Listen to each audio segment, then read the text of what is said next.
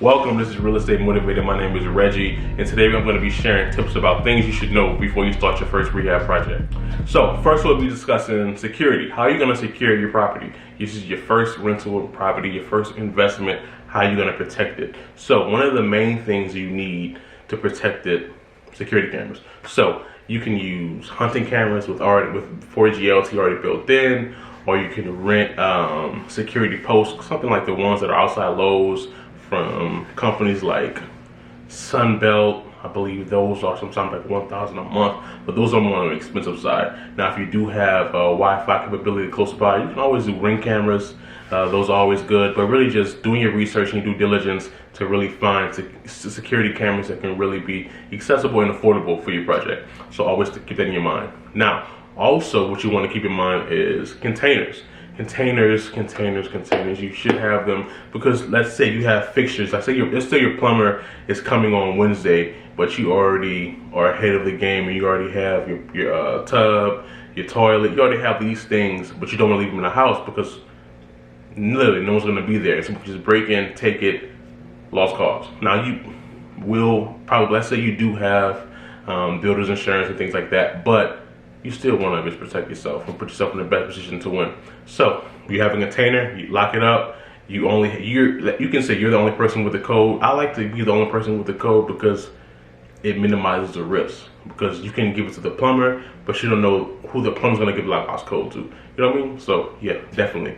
So definitely containers. You can put your fixtures like your tub, toilet, everything. You just lock it up, put it in there safe. Have a peace of mind throughout the first process. Moving on. So next, what I just mentioned is a lockbox. So let's say you have a call from a sub on a Saturday morning. Hey man, I have to go here. I want to work early. I'll do something before Monday. And you live an hour away. Do you really want to get out of your bed to go over there just to open this door up? And you've been doing it every day all week? No. So get you a lockbox. So I mean, they're basically $30, but they're worth it. You can put a master key. You can keep the master key and just keep another extra key in there for your subs. I'm telling you, it's worth it. You don't want to keep going back and forth, wasting gas and wasting valuable time. So moving on, your next tip is introducing yourself to your neighbors.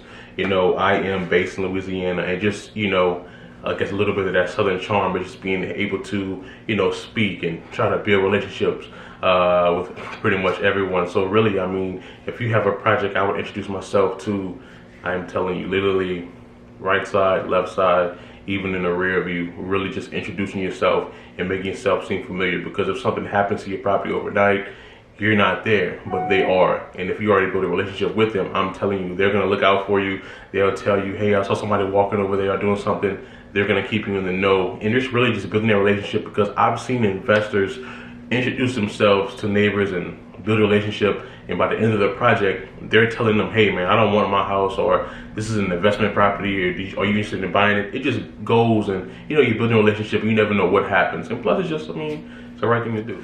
Next, to continue building relationships, when you're buying your fixtures, when you're buying your cabinets, when you're buying your appliances, build relationships with the store clerks and the store reps.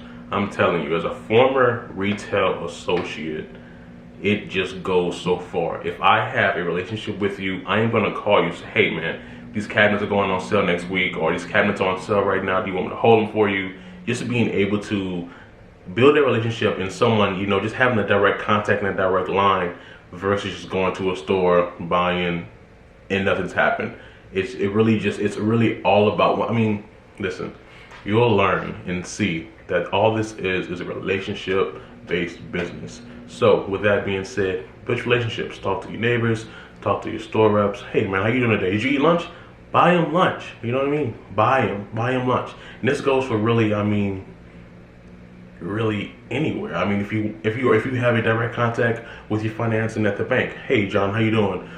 Did you eat lunch today? I'll buy you some lunch. Or previous investor that I had on here, Jamal, he is great at it. He is a relationship guy. Like, he knows point A to point B, how to talk to someone, how to really fill them out, and he really showed me the importance of relationships and just being able to not capitalize, but really just be able to make it beneficial for both parties. I talk to my realtors, I talk to my title company, I talk to the bankers. Like I build relationships. Like we go out to eat. Yeah.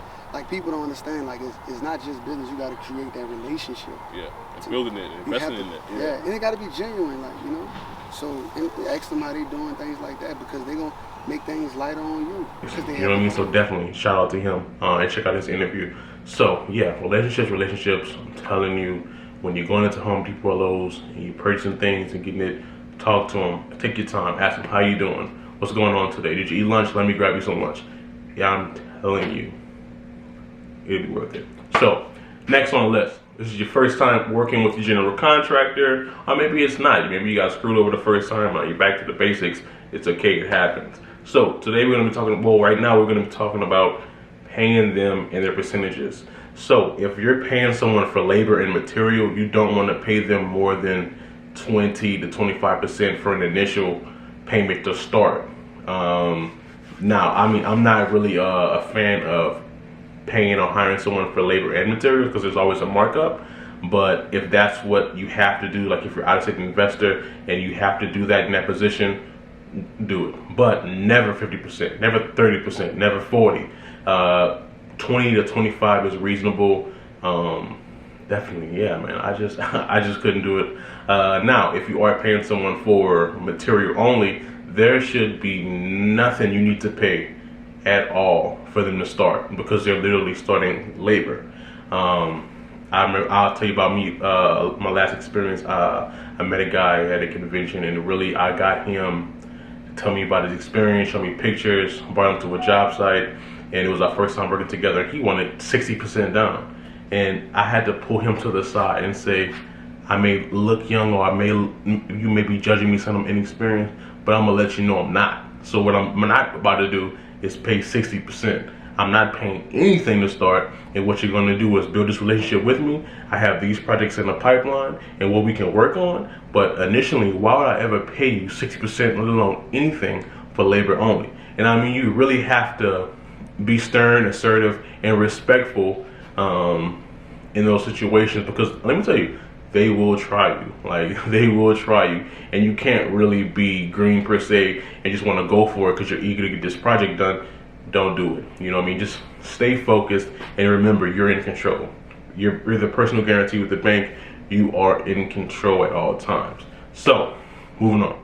I don't know if you're going to be your own general contractor, or subbing it out, or if you're just going to just stand and be the money guy, be an investor, but I'll let you know, don't underestimate demo and dumpster costs. Let me tell you, when I rehabbed my duplex, my last project, I didn't underestimate demo costs.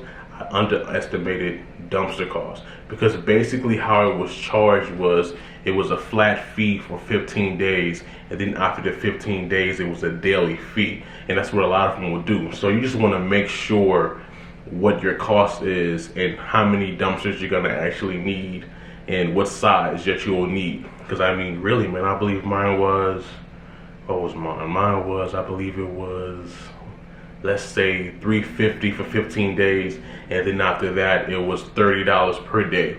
And then let's say you keep it and you want to get it refilled, it's another initial cost of $350. So just things like that, and just being in the know and knowing, okay, this is how much I'm gonna need for demo and things like that. And just being able to know, hey, if you have a general contractor who's doing that, just knowing that he's not trying to upcharge, and knowing, hey, no, this is how much it should be. I saw it, I saw the invoice.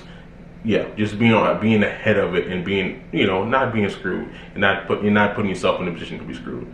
So yeah, definitely, man, don't do it. Next on the list, if you're purchasing your own materials and you're only looking for labor from your general contractor, listen, with things and materials post-pandemic, a lot of things are back ordered still. So what I would say is, and what I actually did is, if you're doing a rehab, and most older homes have very long windows. So for my duplex, it was, I believe it might have been 65, maybe 66 inches, something. It was something the windows were very long. So what I did was, I cut them short. I went on Home Depot or Lowe's website, saw what windows were actually in stock, and I changed the window size. Basically, what I'm going to do is I'm going to raise the windows. I think the windows are maybe like 66 inches long. I'm going to raise them to 60. And pretty much that'll be, which is strategic because those windows in that size are actually in stock.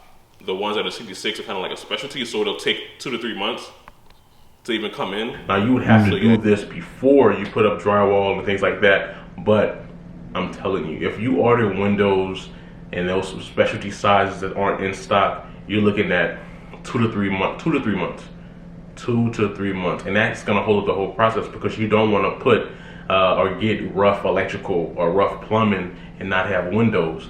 I mean, you can put plywood up, which isn't bad at all, but plywood can be easily taken down. Someone hops in, takes your copper, steals, all kind of stuff. It's just, you know, you want to stay ahead of it and prevent all of those things. So yeah, definitely. So yeah, man, nothing's really wrong with that. I mean, unless you want those windows, just know beforehand that you should order them. So if you're dealing with financing still, but you know you're about 30 to 60 days out before you start construction, order your windows now.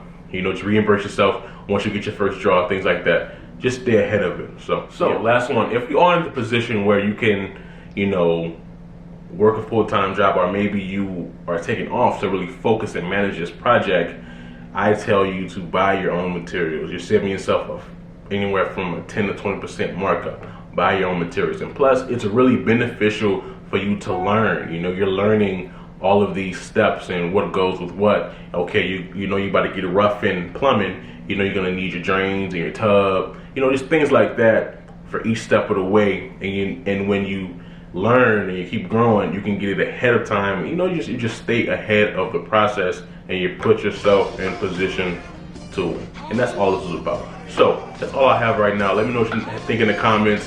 Like this video, subscribe. Yeah, stay in tune with this series. I'm dropping a video every Monday and Wednesday.